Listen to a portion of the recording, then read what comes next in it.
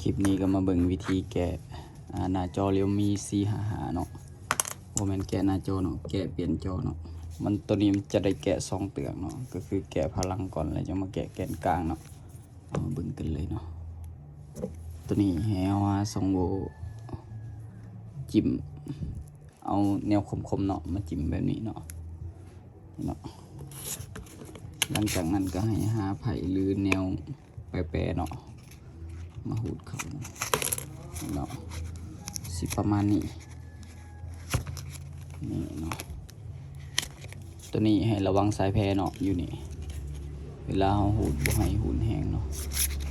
สายแพรมันสีเหนียวสายแพรสแกนเนาะหูดมันเลยแบบนี้เนาะนี่เนาะบ่ถือเลยหูดได้เนาะนี่เนาะมันจะออกมาแบบนี้เนาะตัวนี้มันจะอ่อนเนาะนี่เนาะจะเป็นแบบนี้เนาะหลังจากนั้นให้เอาคลายน็อตตัวเทิงเนาะแล้วก็น็อตตัวรูปนี้แล้วก็เอาออกมาถ้าสิเปลี่ยนแบตก็งัดแบตออกเนาะถ้าสิเปลี่ยนจอก็งัดจอเนาะแต่สำนี้